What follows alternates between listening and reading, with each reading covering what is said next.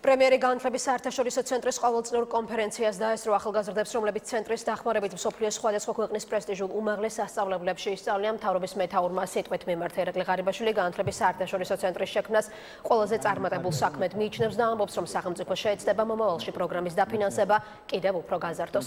წელს სახელმწიფოსგან სრული დაფინანსება 115-მა ახალგაზრდამ მიიღო. ისინი სპეციალურმა საკონკურსო კომისიამ შეარჩია.